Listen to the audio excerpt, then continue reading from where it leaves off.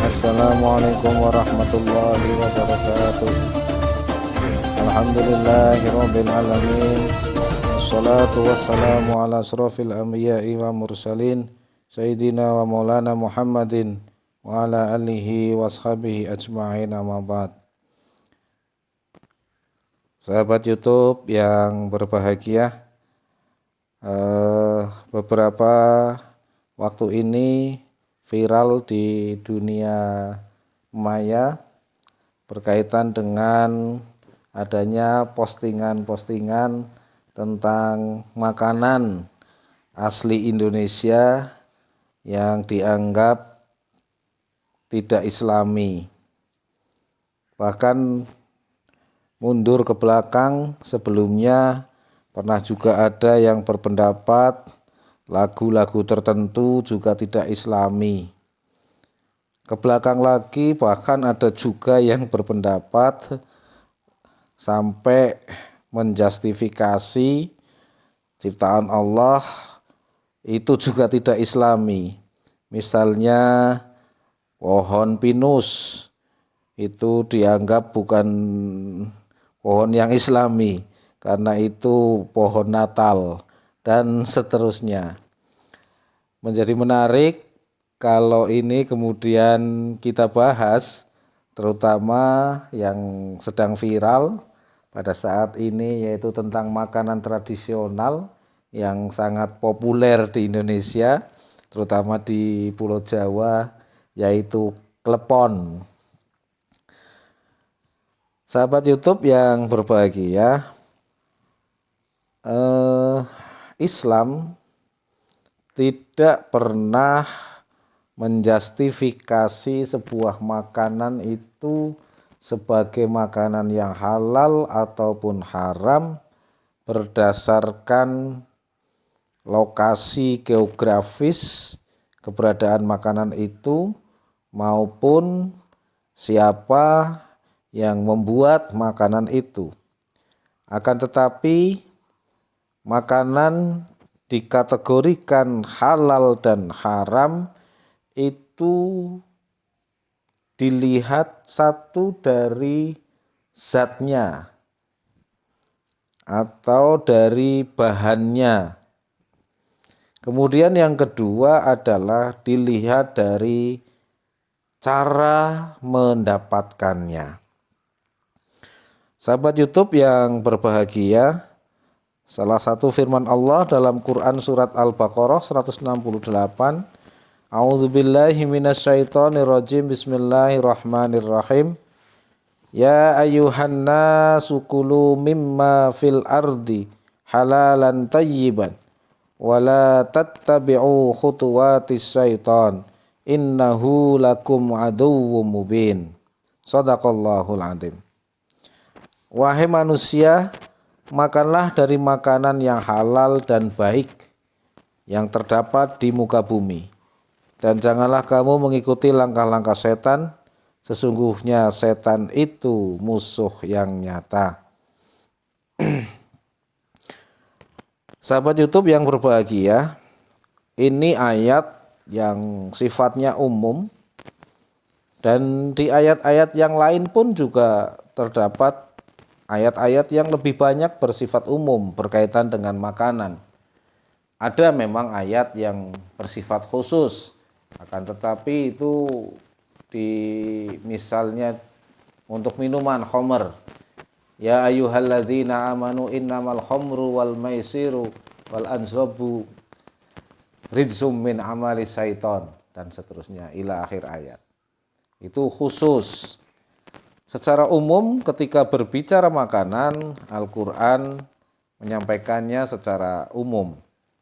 Artinya kita diperintahkan untuk memakan makanan yang halal dan baik. Kembali ke tadi bahwa melihat halal dan haram itu yang pertama adalah dilihat dari zatnya. Ada memang zat yang dari aswalnya itu sudah haram. Akan tetapi juga ada beberapa yang kemudian terjadi khilafiyah. Misalnya daging babi, itu jelas sudah haram. Mau dibuat apa saja, tetap saja hukumnya adalah haram. Karena memang dari zatnya itu sudah dinas sebagai sesuatu yang dilarang.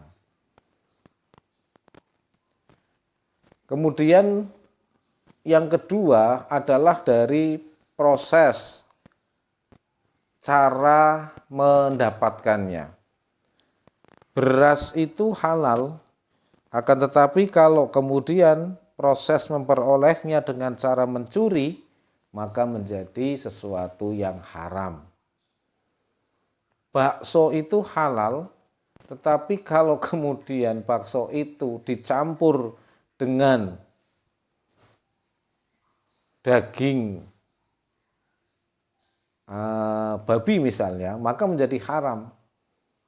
Nah kalau tidak tahu, itu lain persoalan, kan begitu. Nah ini jadi tinjauannya adalah dua hal itu. Satu dari zatnya, dua dari cara memperolehnya. Sehingga tidak ada alasan sebenarnya ketika orang itu menyatakan bahwa makanan Nusantara, klepon taruhlah, menjadi tidak islami. Karena Rasulullah tidak pernah makan klepon. Atau karena klepon itu bukan dari Arab dan lain sebagainya. Tidak bisa. Sepanjang zatnya itu halal, kemudian cara memperolehnya juga halal, maka makanan itu menjadi makanan yang halal. Hanya saja memang seperti di ayat tadi bahwa kita untuk tidak melampaui batas ketika memakan sesuatu walaupun itu sesuatu yang halal. Sahabat YouTube yang berbahagia, ini menjadi sesuatu yang sebenarnya tidak begitu penting. Dalam arti membahas klepon itu syar'i atau tidak, itu sesuatu yang hal yang kurang pas.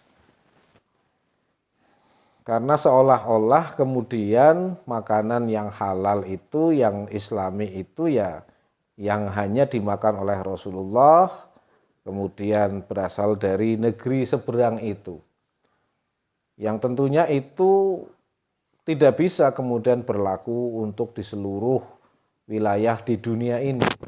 Karena memang secara geografis, secara adat istiadat, budaya dan seterusnya ada perbedaan yang sangat kontras antara kita yang hidup di Indonesia dengan Rasulullah SAW yang berada di Mekah dan Madinah. Sahabat YouTube yang berbahagia, yang paling utama lagi adalah kalau kemudian persoalan ini kita kembangkan, nanti semuanya menjadi tidak islami, nanti akan terjadi sesuatu yang kurang baik di tengah-tengah masyarakat kita. Mungkin akan menguntungkan bagi orang-orang yang jualan kurma, taruhlah demikian. Tetapi bagaimana dengan masyarakat kita yang memang sehari-harinya banyak berjualan makanan-makanan tradisional.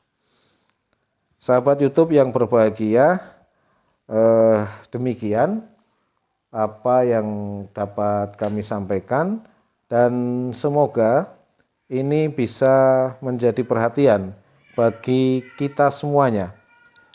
Marilah kita belajar agama dengan orang yang memang mempunyai kualifikasi untuk bisa menyampaikan ajaran tentang agama itu sendiri.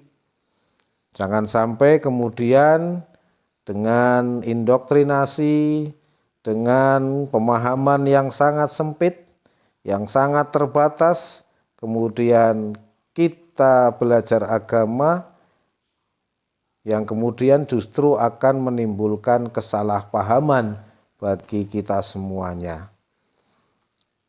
Islam tidak harus dilihat dari tampilannya, akan tetapi dilihat dari amal perbuatan kita. Tidak perlulah bagi kita untuk misalnya menggunakan segala sesuatunya seperti orang-orang Arab misalnya. Kita ya seperti orang Indonesia, seperti biasa, yang penting aktivitas kita, perilaku kita sesuai dengan tuntunan Allah Subhanahu wa Ta'ala. Demikian yang dapat kami sampaikan, semoga bermanfaat bagi kita semuanya. Terima kasih atas perhatiannya. Mohon maaf atas segala kekurangannya. Assalamualaikum warahmatullahi wabarakatuh.